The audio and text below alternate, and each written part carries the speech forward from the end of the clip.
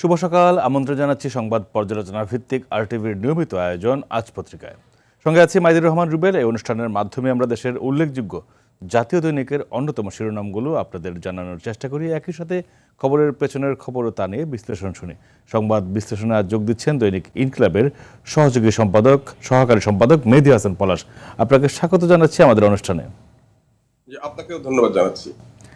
দর্শক, অনুষ্ঠানটি টেলিভিশনের পাশাপাশি এবং ইউটিউবে সরাসরি সম্প্রচার হচ্ছে। আলোচনায় যাওয়ার আগে দেশের প্রধান প্রধান জাতীয় দৈনিকের শিরোনামগুলো দেখে নেব। হাতে প্রথমে আছে দৈনিক কালের কণ্ঠ। কালের কণ্ঠ প্রধান শিরোনাম করেছে কাল শপথ, মন্ত্রিসভায় চমক।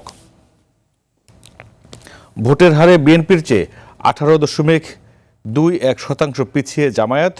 বিএনপি 49.97%, জামায়াত 31.76%, এনসিপি 3.05%, স্বতন্ত্র 5.79% এবং ইসলামী আন্দোলন 2.70% ভোট পেয়েছেন।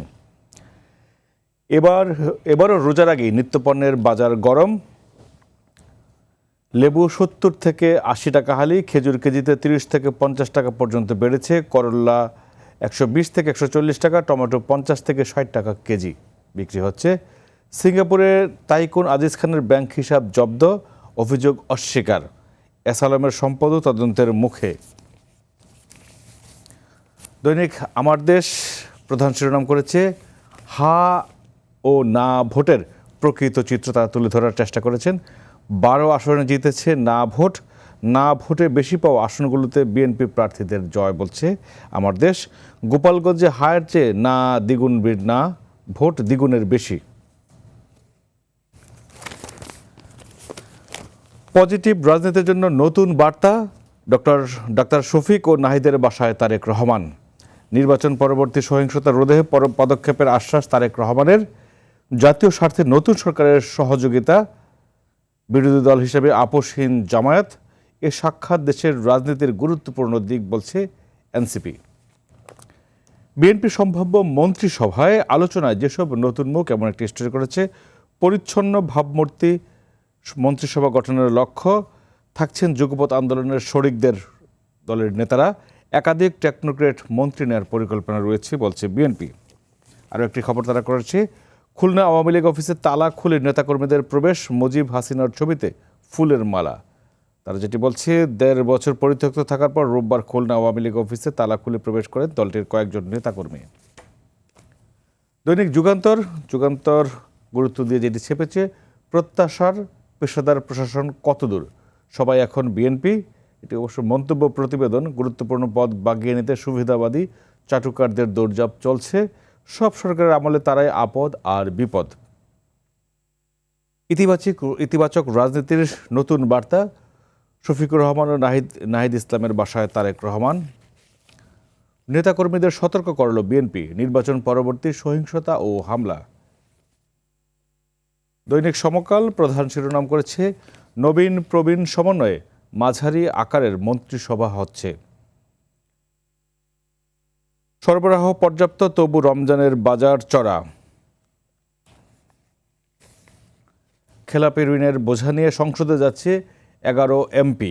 আদালতের স্থগিতাদেশ নিয়ে নির্বাচনে অংশ নিয়েছিলেন। আইন অনুযায়ী সংসদ সদস্য থাকাকালে খেলাপি হলে পদ হারাবেন। দৈনিক প্রথম আলো যেটি গুরুত্ব দিয়ে চেপেছে, বিএনপির মন্ত্রিসভায় আকার বড় হবে না। নতুন মন্ত্রিসভা 35 থেকে 37 সদস্যের হতে পারে। পূর্ণমন্ত্রী করা হতে পারে 26 থেকে 27 জনকে, প্রতিমন্ত্রী করা হতে পারে 9 থেকে 10 জনকে। সংবিধান সংস্কার পরিষদের শপথ আগামীকাল। সংস্কার পরিষদের শপথ নিয়ে কিছুটা সংশয় আছে। বিএনপি মনে করছে বিদ্যমান সংবিধানে যা আছে সেটা অনুসরণ করাই যৌক্তিক। দেশি বিদেশি 1200 অতিথি শপথ অনুষ্ঠানে থাকছেন। আগামীকাল বিকেল 4টায় নতুন মন্ত্রিসভার সদস্যদের শপথ পড়ানো হবে। ভারত, পাকিস্তান সহ 13 দেশের সরকার প্রধানকে আমন্ত্রণ জানানো হয়েছে। ভুটানের প্রধানমন্ত্রী, ভারতের লোকসভার স্পিকার ও পাকিস্তানের পরিকল্পনা মন্ত্রী আসছেন। ভোটের 4 দিনের মাথায় বিক্ষোভে নামছে জামায়াত সহ 11 দল। নির্বাচন পরবর্তী সহিংসতার অভিযোগ বা 32টি আসনের ফলাফল নিয়ে ইসিতে অভিযোগও দিয়েছে জামায়াত। নেতৃত্বাধীন 11 দলীয় নির্বাচনী ঐক্য। দৈনিক বণিক বার্তা প্রধান শিরোনাম করেছে অভিজাত প্রশাসন ক্যাডারকে জনবান্ধব ও পেশাদার করতে পারবে কি বিএনপি, এমন একটি প্রশ্নবোধক রেখে তারা সংবাদ পরিবেশন করেছেন। সবশেষ হাতে আছে the Daily Star lead story করেছে Tarek trying to balance fresh face with old hand.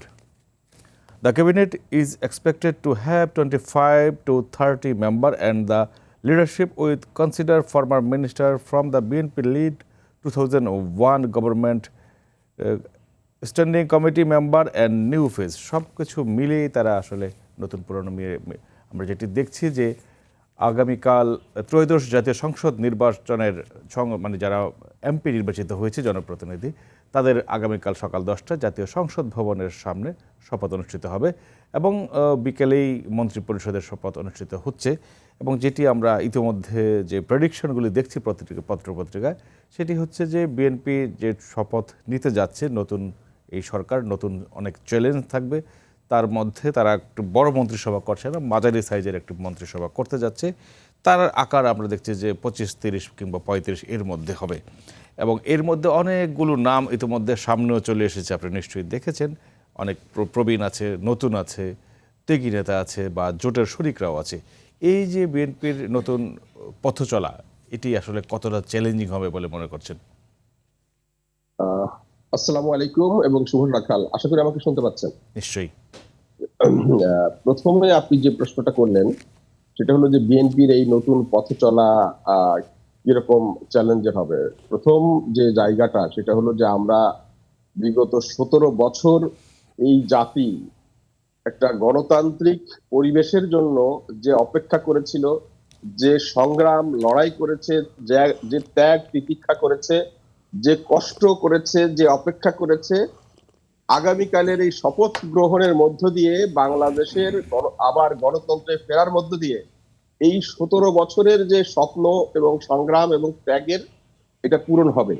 এটা পুরো জাতি অপেক্ষায় আছে এবং সম্ভবত শুধু জাতি না, সারা বিশ্ববাসী অপেক্ষায় আছে যে বাংলাদেশ একটি গণতান্ত্রিক চরিত্রে পরিচালিত হোক, গণতান্ত্রিক চরিত্রে ফিরে আসুক। তো সেই জায়গা থেকে আমি শুরুতেই যারা এই দীর্ঘ সংগ্রামে ত্যাগ করেছেন, সংগ্রাম করেছেন এবং এই পদক্ষেপ রেখেছেন, ভূমিকা রেখেছেন নানাভাবে, তাদের প্রতি সালাম জানাচ্ছি এবং যারা বিজয়ী হয়েছেন, যারা বিজিত হয়েছেন সবার প্রতি সালাম এবং শ্রদ্ধা জানাচ্ছি। দেখেন, নতুন সরকার কাল যেটা শপথ নেবে তার একদিন পরেই বা একদিন বা 2 দিন পরেই কিন্তু শুরু হয়ে যাচ্ছে আমাদের রমজান। এই সরকারের প্রথম চ্যালেঞ্জ হবে, মানে একেবারে ঢুকেই প্রথম চ্যালেঞ্জ হবে রমজানে দ্রব্যমূল্য নিয়ন্ত্রণে রাখা এবং মানুষকে এই যে রমজানে যে কালোবাজারি করে পণ্য স্টক করে যে মানুষকে কষ্ট দেওয়ার যে প্রবণতা আমাদের দেশের ব্যবসায়ীর মধ্যে আছে, সেই প্রবণতাটা মানে নিয়ন্ত্রণে রাখা। আপনি আপনার আজকে যে শিরোনামগুলো পড়লেন সেই শিরোনামের মধ্যেই কিন্তু আপনি পড়েছেন যে হু হু করে অলরেডি আমাদের পণ্য মূল্যগুলো বাড়তে শুরু করেছে এবং ব্যবসায়ীরা এই সিন্ডিকেট গুলো শুরু করেছে। এবং আমরা ইতিমধ্যেই দেখেছি যে চট্টগ্রামে আমাদের যেটা মানে প্রধান ইম্পোর্টার যারা মানে নিত্য প্রয়োজনীয় পণ্যের যারা প্রধান আমদানিকারক, তারা আপনার পণ্য আমদানি করে তারা খালাস করে নাই, তারা জাহাজেই রেখে দিচ্ছে সিন্ডিকেটেড ভাবে যে ধীরে ধীরে তারা এই পণ্যগুলো খালাস করবে এবং ধীরে ধীরে মার্কেটে ছাড়বে। এই যে একটা মানে কালোবাজারির প্রবণতা বাংলাদেশের আসলে রেওয়াজ হয়ে দাঁড়িয়েছে, রমজান আসলেই তাদের অতিরিক্ত মুনাফা করতে হবে। আপনার নিশ্চয়ই মনে আছে আওয়ামী লীগের শেষ সরকারের আমলে আমি তখন সংবাদ সংগ্রহ করতে গিয়েছিলাম যে বাদামতলীতে, তখন বললো তারা ব্যবসায়ীরা বলছিল যে একটি জাহাজে অতিরিক্ত 4 থেকে 6 লাখ টাকা করে তারা ট্যাক্স বসিয়েছে, মানে এটি বৈধ করে নিল সরকার। এই প্রবণতা যেন আগামী দিনে না হয় সেটি নিশ্চয়ই। এইটা তো আমি আপনাকে বলি, এটা আমাদের দুর্ভাগ্যজনক। সারা বিশ্বের সারা মানে ধর্মের সমস্ত জায়গায়, শুধু বাংলাদেশে অন্যান্য মুসলিম ধর্মেও সমস্ত জায়গাতে যখন এই ধরনের উৎসব আসে, সেই উৎসবে বলা হয়েছে তারা কিচ্ছুতা সাধন করে, তারা ছাড় দেয়। হ্যাঁ, ইভেন আমাদের দেশেও যখন এই যে বড়দিন বা অন্যান্য উৎসব আসে তখন কিন্তু এই ইন্টারন্যাশনাল যে সমস্ত পণ্য বাংলাদেশে মোবাইল বা অন্যান্য মাল্টিন্যাশনাল কোম্পানিগুলো ছাড় দেয়, তারা ছাড় দেয়। কিন্তু আমাদের দেশের আমার বাংলাদেশের মুসলমানদের প্রবণতা হলো যখন এই রোজা, এই ঈদ, এই গুলো আসে, তখন দেখা যায় ব্যবসায়ীরা আপনার পণ্যের মূল্য এমনি অতিরিক্ত স্বাভাবিক বাড়ায়। সময় যে যেই ইভেন যেগুলো মানে নির্ধারিত পোশাক বা এই ধরনের পণ্যগুলো যেখানে যে ট্যাগটা থাকে, তারা ওই ট্যাগের উপরে আরো দাম বৃদ্ধি করে নতুন ট্যাগ লাগায়। হ্যাঁ, এই যে একটা মানে ভয়াবহ মানে আমাদের যে নৈতিকতার আসলে একটা অবক্ষয় আমি বলবো আমাদের মানুষের, এবং অতিরিক্ত মুনাফাখোরির যে মনোবৃত্তি, এই জায়গাটা নিয়ন্ত্রণ করা কিন্তু নতুন সরকারের সবচেয়ে বড় চ্যালেঞ্জ হবে।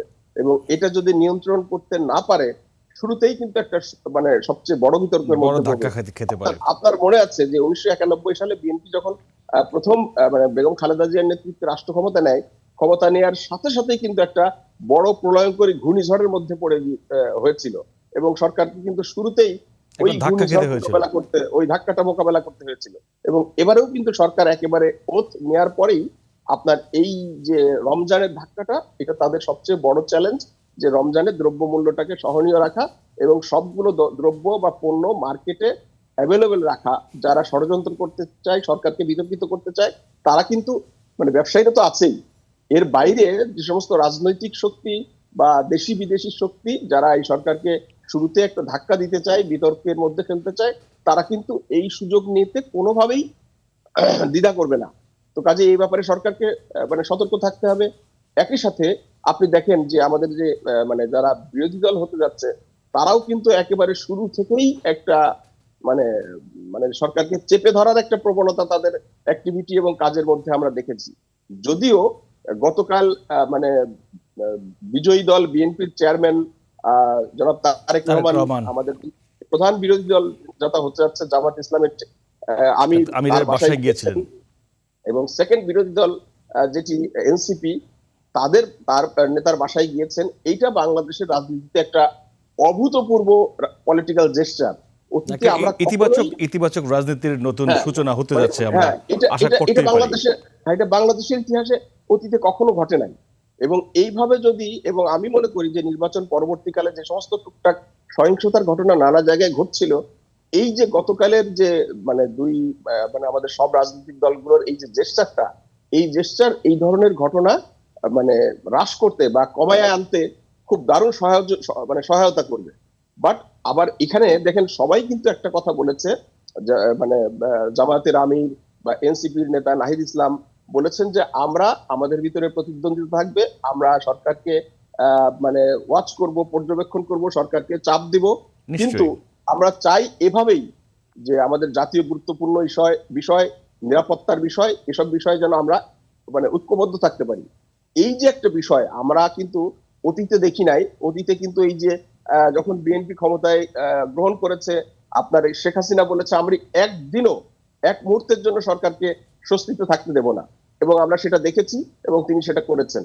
তো সেই জায়গা থেকে যদি আমাদের অন্যান্য এবারের যে গণতন্ত্র যে উত্তরণ, সেই উত্তরণে যদি বিরোধী দলগুলো এই ধরনের সহযোগিতামূলক মনোভাব দেখায়, তাহলে কিন্তু এই যে জুলাই মানুষের যে ত্যাগ, যে রক্তক্ষরণ বা যেই মানে আত্মত্যাগ, সেটার কিন্তু একটা সত্যিকারের একটা মূল্য দেয়া বা সেটার প্রতি শ্রদ্ধা দেখানো হবে, এবং বাংলাদেশ সত্যিকারের একটা স্টেবল ডেমোক্রেসিতে উপনীত হবে বলে আমি মনে করি। এটিখানে মানে দারুণ একটা ব্যাপার গতকাল হয়েছে। না, আমি সেটি আমরা আমরা আমরা আমরা যদি ধরে নেই যে তারেক রহমান প্রধানমন্ত্রী হতে যাচ্ছেন, সে যেটি গিয়েছেন যে প্রধান বিরোধী দল জামায়াত ইসলামের আমিরের বাসায় গিয়েছেন, সেটি হতে পারে।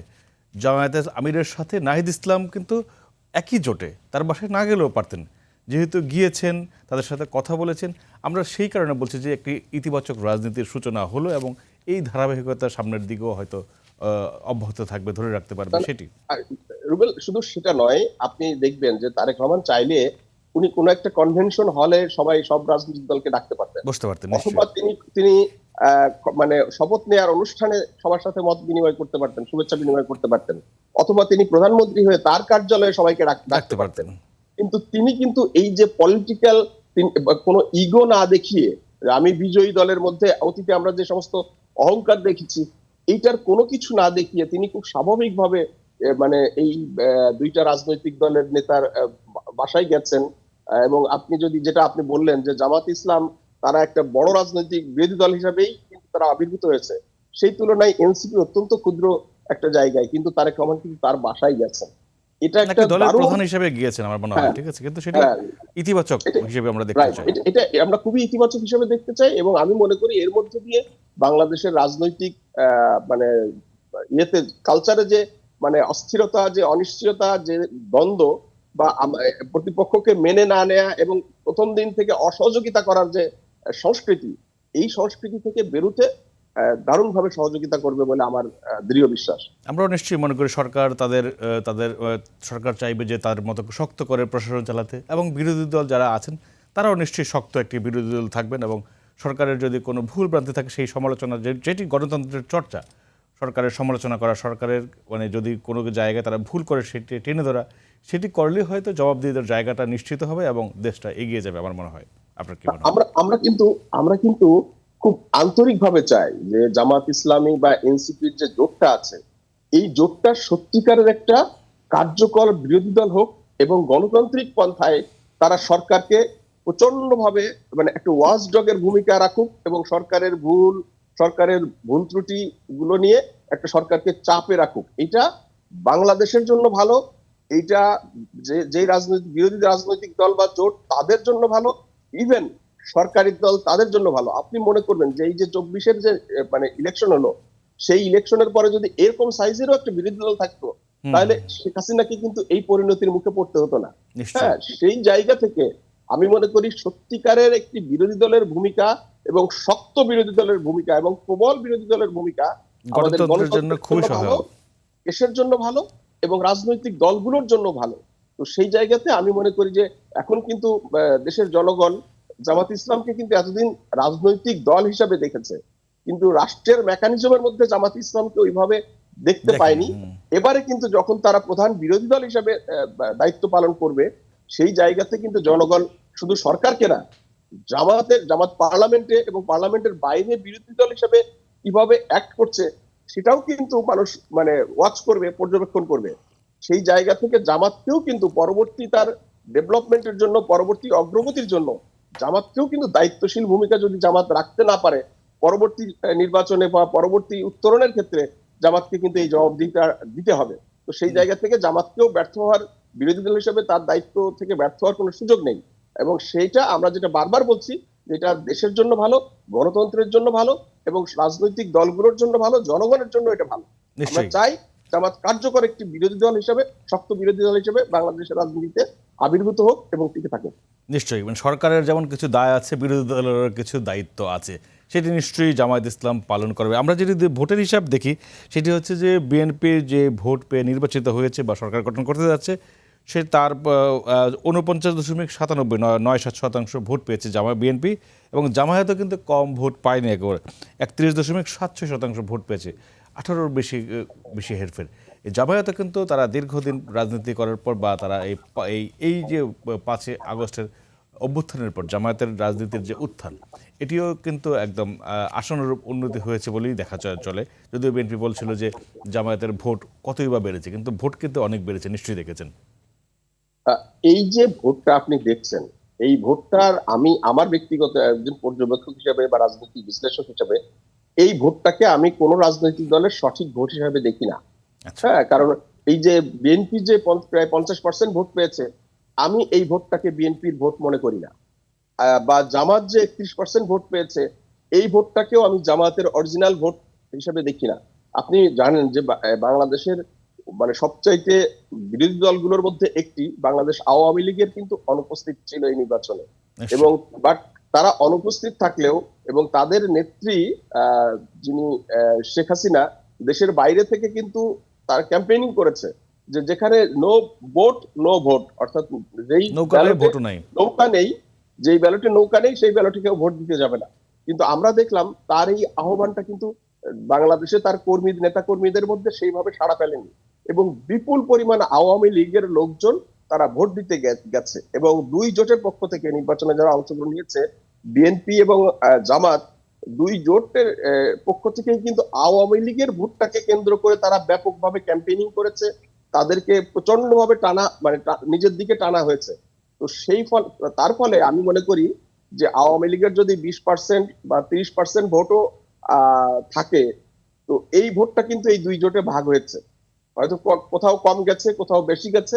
আপনি যদি আওয়ামী লীগের এই 30% বা 20 বা 25% যেটাই বলি, সেই যে বিদ্যমান ভোটটা আছে সেইটা এই পার্সেন্টেজ থেকে বাদ দিলে যে ভোটের প্রকৃত চিত্র দাঁড়ায় বা পার্সেন্টেজ দাঁড়ায়, আমি সেটাকে মনে করি বিএনপি বা জামাতের সঠিক ভোট। কাজে এই ভোটটাকে যদি আমরা মনে করি যে বিএনপি বাংলাদেশে এখন 50% ভোটের মালিক বা জামাত বাংলাদেশে এখন 31% ভোটের মালিক, আমি মনে করি যে এই ধারণাটা একটা ওই রাজনৈতিক দলগুলোর জন্য একটা ভুল হবে, বা রাজনৈতিক পর্যবেক্ষক বা বিশ্লেষক তারাও একটা বড় ভুল করবে। এইটা আসলে তাদের কারোরই প্রকৃত ভোট না।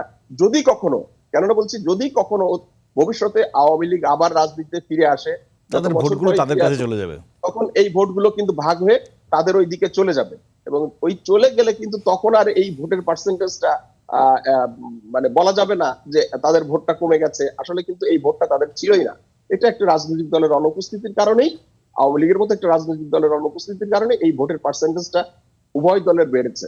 প্রকৃতপক্ষে এই ভোটটা তাদের না। আমরা এটা খুব খুব স্বাভাবিক, খুব স্বাভাবিক। যারা আওয়ামী লীগের শীর্ষ নেতারা না পালিয়ে গেছে, যারা এই দেশে আওয়ামী লীগের কর্মী সমর্থক ব্যবসা করে, তাদের তো থাকতে হবে এই দেশে। সেই কারণে তারা বিএনপি অথবা জামায়াত কারো না কারোর সাথে তারা ঠিকই অ্যালায়েন্স করেছে, এবং সেই ভোটগুলি সেইভাবেই গেছে। এবং জামায়াতকে যারা পছন্দ করে না তারা বিএনপিকে ভোট দিয়েছে, বা বিএনপিকে যারা পছন্দ করে না তারা জামায়াতকে ভোট দিয়েছে। সেই সমীকরণটা বেশ জটিল। আমরা শুধু শুধু শুধু কিন্তু ওই পছন্দ অপছন্দের ব্যাপার না, অনেকগুলো বিষয় থাকে। এবারের নির্বাচনে সবচেয়ে বড় একটা ব্যাপার কাজ করেছে, বিশেষ করে টাকা দিয়ে ভোট কেনা, যেটা খুব দুর্ভাগ্যজনক। হ্যাঁ, আমরা দেখেছি এই যে টাকা দিয়ে বিকাশ নিয়ে, বিকাশ নাম্বার নিয়ে ভোট কেনা, তারপরে প্রার্থীদেরকে এনআইডি নিয়ে এটাকে বিশ্লেষণ করে বের করা যে কোন প্রার্থী কোথায় থাকে। কেউ হয়তো লালমনিরহাটের বাড়ি বা ভোটার, সে থাকে ঢাকায়, বা কক্সবাজারের বাড়ি ঢাকায় থাকে, তাদেরকে টাকা দিয়ে যে আমি গাড়ি দিচ্ছি, আমি তোমার যাতায়াতের খরচ দিচ্ছি, তুমি গিয়ে ভোট দিয়ে আসো, এই প্রবণতাটা কিন্তু অতীতের নির্বাচনগুলোতে দেখি নাই। যার ফলে এবারের নির্বাচনে খুব মানে ভয়াবহ রকম একটা টাকার খেলা হয়েছে, এবং এই টাকা কিন্তু আপনার এই নির্বাচনে ভোটের মানে আওয়ামী লীগের ভোট, তারপরে আপনি আরো জানেন এই যে একটা বড় ব্যাপার ছিল যে ধর্মকে ব্যবহার করা, জান্নাতের টিকিট, বা এই যে ব্যাপারটাও কিন্তু একটা বড় অংশে কাজ করেছে। কাজেই আওয়ামী লীগের ভোট যে শুধু পছন্দের ভিত্তিতে গেছে তা না, সে পছন্দ ছিল। আবার এই যে মানে যদি অন্য একটা পয়েন্ট থেকে বলি, মানে 5ই আগস্টের পরে আপনার যারা মামলা হয়েছে, যারা জেলে গেছে, জামাতের পক্ষ থেকে কিন্তু তাদের পরিবারকে টেক কেয়ার করা, তাদের আইনজীবী দিয়ে তাদেরকে জামিনে বের করে নিয়ে আসা, তাদের বাজার করে দেয়া, তাদের সেফটি সিকিউরিটি দেয়া, এই সব আচরণগুলো ক্ষেত্রেও কিন্তু আওয়ামী লীগের ভোট বিভাগের কিন্তু একটা বড় ভূমিকা রেখেছে। আমি এই ব্যাপারে নিশ্চিত। নিশ্চয়ই নিশ্চয়ই। আমরা সেটি দেখছি, বিএনপি মন্ত্রিসভা গঠন করতে যাচ্ছে আগামীকালই। বিএনপি মন্ত্রিসভার পাশাপাশি এনসিপির যে সমন্বয়ক নির্বাচন পরিচালনা কমিটির, সে বলছিল যে তারাও একটি ছায়া মন্ত্রী পরিষদ করবে। বাংলাদেশের এই প্রেক্ষাপটে ছায়া মন্ত্রী পরিষদের মানে কতটা যৌক্তিক, বা তারা কি আসলেই এটা প্রয়োজনই করবে ওই বিরোধী সরকারকে সমালোচনা করার জন্য, নাকি তাদের অন্য কোনো উদ্দেশ্য থাকতে পারে? কি মনে করেছেন? ধন্যবাদ। ছায়া মন্ত্রিসভা আসলে এটার কোনো সাংবিধানিক বা সরকারি স্বীকৃতি বা রূপ নেই, কিছু নেই। এটা একটা ওয়াচ ডগের মতো ভূমিকা, এবং এই কনসেপ্ট গুলো আমরা ইউরোপের বিভিন্ন দেশগুলোতে আমরা দেখেছি। এটা হচ্ছে এটা এরকম যে এই যে সরকার যে হবে, সরকার হওয়ার পরে বিভিন্ন মন্ত্রণালয়ের দায়িত্বে বিভিন্ন মন্ত্রী থাকবেন। ওই সমস্ত রাজনৈতিক দলগুলোর মধ্য থেকে যারা বিরোধী দলে থাকবে, তাদের ভিতরে তারা যারা ওই বিভিন্ন মন্ত্রণালয়ের বিভিন্ন সাবজেক্ট ভিত্তিক এক্সপার্ট, বিভিন্ন রাজনৈতিক নেতারা, তাদেরকে একটা নির্দিষ্ট দায়িত্ব দেয়া হবে যে তুমি এই মন্ত্রণালয়ের কার্যক্রমটা ওয়াচডগ করবা বা দেখবা, তুমি এই মন্ত্রণালয়ের কার্যক্রমটা পর্যবেক্ষণ করবেন। তো তার দায়িত্বে থাকার কারণে তিনি খুব শার্পলি ওই মন্ত্রণালয়ের ওই মন্ত্রীর কার্যক্রমটা তিনি পর্যবেক্ষণ করবেন, এবং যে কোনো ভুল ত্রুটি তিনি তুলে ধরবেন। আমি মনে করি এই ধারণাটা, এটা যদি সত্যিকারেই মানে মানে যেটাকে আমরা আমেরিকায় দেখি, সেটা যদি কার্যকর করে, তারা ওই জায়গা থেকে কার্যকর করে, তাহলে এটা আমি মনে করি যে গণতন্ত্রের জন্য ভালো, সরকারের জন্যও ভালো হবে। কারণ আমরা তো চাই যে জবাবদিহিতা তৈরি হোক। হ্যাঁ, এই যে জবাবদিহিতার জায়গায় কিন্তু এই ছায়া মন্ত্রিসভা একটা দারুণ ভূমিকা রাখতে পারে, মানে জনগণের পক্ষ থেকে। তো তো সেই জায়গা থেকে আমি এটাকে নেতিবাচক ভাবে দেখতে চাই না, যদি এটাকে ইতিবাচক ভাবে কাজে লাগানো ব্যবহার যায়। করা হয়, কাজে লাগানো যায়। নিশ্চয়ই, কিন্তু আমি মানে আমাদের ওই অন্য জায়গায় আশঙ্কাটা হচ্ছে যে যে এই দেশের যে মন্ত্রণালয়গুলি হয়, প্রত্যেকটি মন্ত্রণালয়ের পেছনেই নিশ্চয়ই জানেন যে দুর্নীতি, করাপশনটা এমনভাবে বাড়ে, সেটি আসলে এই ছায়া মন্ত্রিসভা হয়ে যদি সেটি টুটি চেপে ধরতে পারে, সেই ক্ষেত্রে দুর্নীতি অনিয়ম রোধ করা সম্ভব। কিন্তু ছায়া মন্ত্রিসভাও যদি সেই দুর্নীতির সাথে ফাঁদেই পা দেয় বা তার সাথে যদি তারাও ভাগ নেয়, সেই ক্ষেত্রে তারা যদি পার্সেন্টেজ নিতে শুরু করে, তখন তো দুর্নীতি ডাবল হয়ে যাবে। সেই সংখ্যা কি থাকে কিনা? আপনি দারুণ একটা কথা বলেছেন। দেখেন, এটা আমাদের জন্য খুবই দুর্ভাগ্যজনক যে আমাদের এই যে এখন যে সরকার বিদায় নিতে যাচ্ছে, এই সরকার ব্যাপকভাবে একটা সংস্কার কার্যক্রম একটা উদ্যোগ নিয়েছে। বাস্তবতাটা হলো এই সরকারের এই সংস্কার প্রস্তাবের মধ্যে এত কিছু আছে, কিন্তু একজন সৎ লোক নির্বাচিত হওয়ার কোনো প্রক্রিয়াটা এই সরকার করতে পারে নাই। একজন জনপ্রিয় কিন্তু টাকা পয়সা নাই এরকম লোক নির্বাচিত হওয়ার কিন্তু কোনো স্কোপ এই সংস্কারের মাধ্যম দিয়ে উঠে আসেনি। আপনি ইতিমধ্যেই দেখেছেন যে যারা নির্বাচিত হয়েছে তাদের মধ্যে প্রায় 1.5 শতাধিক লোক আপনার ব্যবসায়ী সম্প্রদায়ের, মানে অর্থাৎ সবচেয়ে বেশি ব্যবসায়ীরা যখন রাজনীতিতে যায়, ব্যবসায়ীরা কিন্তু ব্যবসা বোঝে। আপনি আরো একটা বিষয় দেখেন, এবারের নির্বাচনে বিভিন্ন আসনে এক একজন প্রার্থীর অলমোস্ট 20-25 বা 30 কোটি টাকা, কোথাও আরো বেশি টাকা খরচ হয়েছে। তো এই বিপুল পরিমাণ টাকা খরচ করার পরে আপনি কিভাবে প্রত্যাশা করতে পারেন একজন জনপ্রতিনিধি সৎ থাকবে এবং তিনি কিন্তু তার মাথায় থাকবে যে আমি 20 কোটি টাকা খরচ করছে, উঠে নেব এটা। আগামী নির্বাচনে আমাকে কিন্তু আরো 30 কোটি টাকা খরচ করতে হবে। তো এই যে তার দৈনন্দিন মানে ব্যয় নির্বাহ করে 30 এবং 20-50 কোটি টাকা তাকে আয় করতে হবে, এই জায়গায় তো করাপশনের মানে উৎপত্তির জায়গা। আমাদের যে নির্বাচনী সিস্টেম, সেই সিস্টেম আমাদেরকে করাপশন করতে বাধ্য করে। আমরা জনগণ, আমরাও কিন্তু এবং খুব লজ্জাজনক, এই যে ভোট নিয়ে টাকা নিয়ে ভোট বিক্রি করেছি, উভয় পক্ষ থেকে টাকা নিয়েছি, উনি আমাকে এত টাকা দিয়েছে, আপনি আমাকে এত টাকা দিলে আমি ভোট দিব, এভাবে করে কিন্তু টাকার খেলা হয়েছে ব্যাপকভাবে। তো এই যে আমরা হয়তো 5,000 টাকা নিয়ে বা 50,000 টাকা নিয়ে 5,000 টাকা নিয়ে একটা ভোট বিক্রি করি, কিন্তু পরে আবার ছেলের চাকরির জন্য আবার ওই এমপির কাছে গিয়ে আমরা 5 লক্ষ টাকা দিয়ে আসি। এই প্র্যাকটিসটা কিন্তু আমাদের ভিতরে রয়েছে। আমরা 5,000 টাকা নিই বলেই কিন্তু ওই এমপি তার ছেলের চাকরির জন্য পরবর্তীতে তাকে 5 লক্ষ টাকা নিতে হয়। তো এটা খুবই দুর্ভাগ্যজনক যে আমরা পারি নাই যে একটা এমন একটা নির্বাচন তৈরি করতে যেখানে জনপ্রিয় এবং সৎ লোক, যেমন এই যে ডাক্তার মনীষা চক্রবর্তীর কথা যদি বলি, ওনার মতো একটা অত্যন্ত মানে পরিচিত মুখ এবং দায়িত্বশীল এবং জ্ঞানী রাজনীতিবিদ, উনি কিন্তু ভোট পান নাই। কারণটা কি? কারণ হলো যে ওই টাকাটা ব্যয় করতে পারেন নাই, টাকার কাছে উনি হেরে গেছেন। তো আমরা যতদিন না পর্যন্ত এই নির্বাচনে টাকার খেলাটা বন্ধ না করতে পারবো, ততদিন পর্যন্ত কিন্তু আপনি এই সিস্টেমে ইয়ে করতে পারবেন না, মানে সৎ নেতৃত্ব মন্ত্রণালয় থেকে চাইলেও আপনি পাবেন না। আপনি বিতর্ক করতে পারেন এবং এই যে যারা ছায়ামন্ত্রী সভা হবে, মানে যারা মন্ত্রণালয়ে গেল না, ছায়ামন্ত্রী সভা হিসেবে বাইরে থাকবে, তাদেরও কিন্তু এই একই কাজই করতে হবে, তারাও কিন্তু ওই টাকাটা খরচ করেছেন, তাই না? তো সেই জায়গা থেকে এই প্রত্যাশাটা আমার কাছে মনে হয় যে একটা আকাশ কুসুম।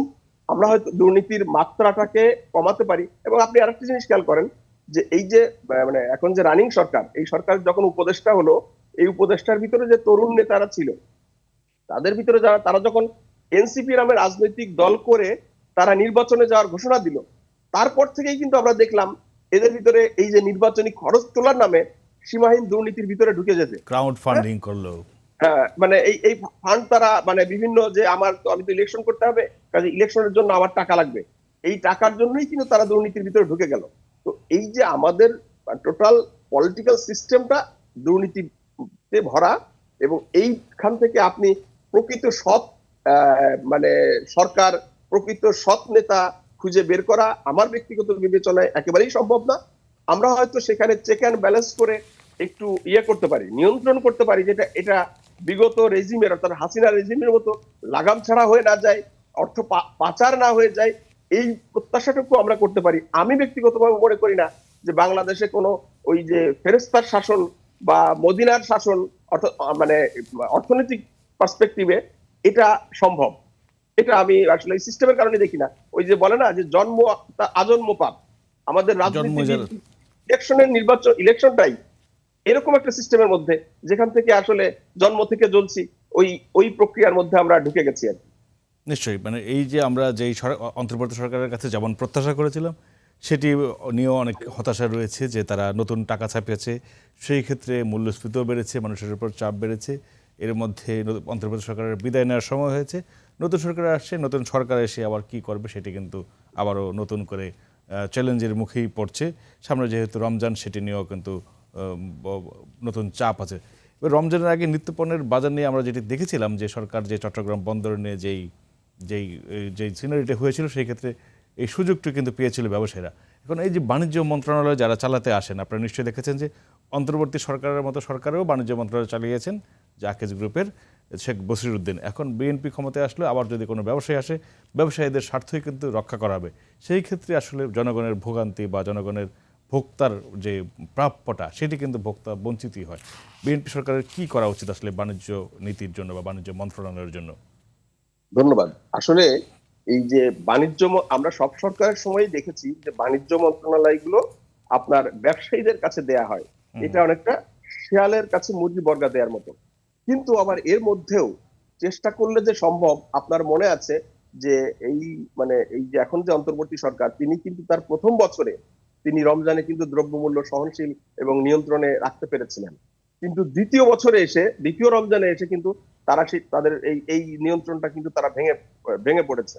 কাজে আমি মনে করি যে সরকারের সদিচ্ছা থাকলে, ব্যবসায়ী হন আর যেই হন, সরকারের যদি সদিচ্ছা থাকে, সরকার কিন্তু এইটা নিয়ন্ত্রণ করতে পারে। অর্থাৎ ব্যবসায়ীদের কাছ থেকে যদি আপনি কমিশন নিতে থাকেন, ব্যবসায়ীদের কাছে কাজ দেওয়ার ক্ষেত্রে ব্যবসায়ীদের কাছে থেকে যদি আপনি ওই কমিশনের জায়গায় ঢুকে যান, তখন কিন্তু ব্যবসায়ীরা এটা সুযোগ নেয়। সরকার যদি কমিশন না খায় ব্যবসায়ীদের কাছ থেকে, সরকার যদি ব্যবসায়ীদের কাছ থেকে এই সুযোগ ব্যবহার করে টাকা পয়সা ইনকামের ধান্দা না করে, তাহলে কিন্তু ব্যবসায়ীরাও এই সুযোগটা পায় না। তো সেই জায়গা থেকে আমি মনে করি যে জনাব তারেক রহমান ইতিমধ্যেই তিনি অত্যন্ত, আমরা তার মানে যে ফিজিক্যাল অ্যাপিয়ারেন্স, তার যে স্ক্রিন উপস্থিতি, তার যে কার্যক্রম দেখেছি, তিনি কিন্তু সরাসরি এই বৃত্ত ভেঙে রাজনীতি করার তার একটা টেন্ডেন্সি আমরা ইতিমধ্যে দেখেছি। সেই জায়গা থেকে যদি তারেক রহমান চান, আমি মনে করি এটা সম্ভব যে এই ব্যবসায়ীদেরকে সুযোগ না দেয়া। ব্যবসায়ীরা সুযোগ দিলেই ওরা মাথায় চড়ে বসবে এবং ওরা এটা করবে। কিন্তু ব্যবসায়ীদেরকে যদি সুযোগ না দেন, আমি মনে করি এটা খুবই সম্ভব, দ্রব্যমূল্য সহনশীল রাখা সম্ভব। এবং সেই দ্রব্যমূল্য আমি খুব আস্থা রাখতে চাই, বা আমি প্রত্যাশা করি যে বিএনপি অন্তত তার প্রথম চ্যালেঞ্জ, সেই চ্যালেঞ্জে তারা মোকাবেলা করুক। এবং আপনার খুব মনে আছে বা মনে থাকবে যে এই সরকারের আরেকটা বড় চ্যালেঞ্জ কিন্তু হবে সোশ্যাল মিডিয়া। যদি এই দ্রব্যমূল্য বেড়ে যায়, আপনি দেখবেন যে কিছু কয়েকটা দিনের মধ্যে এই সোশ্যাল মিডিয়ায় কিন্তু এই বিষয় নিয়ে এমন ভাবে লেখা শুরু হবে, এই পারসেপশনটা কিন্তু খুব দ্রুত সোশ্যাল মিডিয়া আপনার ধসিয়ে দেয়। হ্যাঁ, এটা খুব দ্রুত ধসিয়ে দেয়। এবং আপনি মনে রাখবেন, তারেক রহমান যেদিন বাংলাদেশে এসেছিলেন এবং খালেদা জিয়ার মৃত্যুর পরে যে বিশাল জানাজা, সেই সময় যে ভাবমূর্তিটা তৈরি হয়েছিল, বিএনপির তৈরি হয়েছিল, সেই ভাবমূর্তিটার জায়গা থেকে কিন্তু আপনার কিন্তু হয় নাই। ওই ইলেকশন পর্যন্ত কিন্তু ওই জনপ্রিয়তার যে ধারাটা, সেই ধারাটা কিন্তু বজায় রাখেনি। হ্যাঁ, তো সেই জায়গা থেকে আমি মনে করি এটা কিন্তু সোশ্যাল মিডিয়ার কারণে হয়েছে, নানা ধরনের ঘটনাগুলো। তো আমি মনে করি যে সরকারের যে একটা বড় চ্যালেঞ্জ, সোশ্যাল মিডিয়াটা তারা নিয়ন্ত্রণ রাখবে বলে আমি মনে করি। সোশ্যাল মিডিয়া নিয়ন্ত্রণ রাখতে গেলে তো আর নতুন করে আরেক চ্যালেঞ্জের মুখোমুখি পড়বে। আমরা সেই বিতর্কে না যাই, সেটি হয়তো তাদের সোশ্যাল মিডিয়া নিয়ন্ত্রণ মানে কি? সোশ্যাল মিডিয়া নিয়ন্ত্রণ মানে পজিটিভ অর্থে নিয়ন্ত্রণ। আমি মানুষের কণ্ঠকে নিয়ন্ত্রণ না। অর্থাৎ সোশ্যাল মিডিয়া, লাগামহীন সোশ্যাল মিডিয়া, এটা কিন্তু কোনোভাবেই, এটি আসলে কোনো দেশে এই প্র্যাকটিসটা, চর্চাটা হয় না, কিন্তু বাংলাদেশে সেটি হয়। সেটি হচ্ছে যে তিলকে তাল বানানোর প্রবণতা পুরনো নয়, এবং সেটি হয়। আমরা যেটি বলছিলাম যে রমজানের কথা, সেটি হচ্ছে যে আগে আমরা গত 5-6 বছর বা তারও বেশি সময় ধরে আমরা যেটি দেখছি যে সরকার যেটি করে, রমজানের দ্রব্যমূল্য নিয়ন্ত্রণে রাখার একটি হুঁশিয়ারি দেয়, এবং রমজানের দ্রব্যমূল্য নিয়ন্ত্রণ করতে রায়, কিন্তু তার আগে 2-3 মাস কিন্তু বাজার অনিয়ন্ত্রিত থাকে, অর্থাৎ 2-3 মাস বেশি ভোগান্তিতে পোহাতে হয়। তাহলে তো আগেই ভালো ছিল যে 1 মাস বেশি দামে কিনতে, এখন মানুষ কিনতে হয় 3 মাস বেশি দামে। যদিও এইবার সেই সুযোগটি নাই, রমজান চলেই আসলো প্রায়, এবং এই চ্যালেঞ্জটি মোকাবেলা করতে আসলে বিএনপি তাদের যে চ্যালেঞ্জ সেটি কিন্তু তাদের কিন্তু মোকাবেলা করতে হবে নিশ্চয়ই মনে করেন। না, এটা তো একটা মানে বড় ধরনের, যেহেতু আগের আহ, দায়িত্বটা তো বিএনপির ছিল না, বিএনপি ক্ষমতায় নেয়ার পর থেকেই রমজানটা শুরু করবে। তো সেই জায়গা থেকে এই দ্রব্যমূল্যটা যদি বিএনপি, এবং আপনার মনে আছে যে আমাদের যে টিসিবির যে কার্ডগুলো আছে, টিসিবির কার্ডগুলোও কিন্তু দ্রব্যমূল্য নিয়ন্ত্রণের ক্ষেত্রে একটা ভূমিকা রাখে বিশেষ করে। এবং আমাদের দেশে যে এই যে মানে ভোক্তা অধিকার যে আদালতটা আছে, তাদেরকে আমরা দেখি খুচরা বাজারে গিয়ে মানে এক ধরনের শো আপ করতে। তারা দাম কিন্তু খুচরা বাজারে বাড়ে না, তারা খুচরা বাজারে গিয়ে ওই ক্যামেরা নিয়ে, মিডিয়ার ক্যামেরা বা বডি অন ক্যামেরা নিয়ে গিয়ে নানা ধরনের কার্যক্রম করে এক একটা দোকানের কাছ থেকে নানা ধরনের জিনিস, কিছু জিনিস নিয়ে আসে। আসলে এইটা হওয়া উচিত আপনার যারা ইম্পোর্টার, যারা আড়তদার, যারা পাইকার, সেই সব মার্কেটে এই অভিযানগুলো হওয়া উচিত। কিন্তু আমাদের ভোক্তা অধিকার বা সরকার, তারা মানে এক ধরনের পপুলিজমের উপরে ভিত্তি করে তারা এই ছোট ছোট দোকানে গিয়ে এই কাজটা করে। তাতে কিন্তু ওই ব্যবসায়ীরা যারা, তারা কিন্তু মানে ইয়ের আড়ালেই থেকে যায়। তারা যদি পণ্য না ছাড়ে এখান থেকে, তারা যদি মানে পাইকারি মার্কেটে যদি দাম বাড়ে, খুচরা মার্কেট কিন্তু দাম কমাতে পারে না। তো সেই জায়গায় সেই মেকানিজমটা নিশ্চয়ই বিএনপি আগে রাষ্ট্র ক্ষমতায় ছিল, তাদের সেই অভিজ্ঞতা আছে। আমি মনে করি এইখানে পাইকারদের বা ইম্পোর্টারদের যে আস্তানা, সেখানে এই অভিযানগুলো চালাতে হবে এবং সেখান থেকেই দ্রব্যমূল্যটা প্রকৃত নিয়ন্ত্রণটা করতে হবে। এবং সেখানে যদি নিয়ন্ত্রণ করতে পারে, তাহলে এই খুচরা মার্কেটে, অর্থাৎ মার্কেটে যদি প্রচুর পরিমাণ পণ্য থাকে এবং সেই পণ্য যদি কেউ স্টক করতে না পারে, তাহলে কিন্তু দ্রব্যমূল্য মানে এইভাবে মানে বাড়বে না, দ্রব্যমূল্য এইভাবে কেউ বাড়াতে পারবে না। তো সেই জায়গাটাতে আমি মনে করি যে বিএনপি যেহেতু প্রথমেই দায়িত্ব নিচ্ছে এবং বিএনপির অতীতে রাষ্ট্র ক্ষমতায় মানে রাষ্ট্র পরিচালনার অভিজ্ঞতা আছে, এবং আশা করি বাণিজ্য মন্ত্রী যারা হবেন তিনি একজন অভিজ্ঞ মন্ত্রী হবেন। হ্যাঁ, তো সেই জায়গা থেকে যদি বিএনপি মানে ইচ্ছে করে, আমি মনে করি যে তারা এইটা খুব সহজেই করতে পারবে। নিশ্চয়ই। এটা খুব সমস্যা হবে না, বাট সদিচ্ছাটা অত্যন্ত গুরুত্বপূর্ণ। এবং আমি যেটা বললাম যে ব্যবসায়ীদের কাছ থেকে কমিশন নেওয়াটা, যে প্রবণতাটা, এটা বন্ধ করতে হবে। নিশ্চয়ই ব্যবসায়ীদের কাছে এই যে মানে জিম্মি থাকা সরকারকে সেখান থেকেও বেরিয়ে আসতে হবে। নিশ্চয়ই মানুষের জন্য কাজ করবে বিএনপি, আমরা সেই প্রত্যাশাই রাখতে চাই। আজ পত্রিকা অনুষ্ঠানে আমাদের সাথে যুক্ত থাকার জন্য অসংখ্য ধন্যবাদ জনাব মেহেদী হাসান পলাশ। আজ পত্রিকা অনুষ্ঠানটি এখানেই শেষ করছি। প্রতিদিন সকাল 9টায় প্রচারিত হচ্ছে RTVতে, দেখার আমন্ত্রণ রইল। সে পর্যন্ত সবাই সুস্থ থাকুন, নিরাপদে থাকুন, RTVর সঙ্গেই থাকুন। ধন্যবাদ।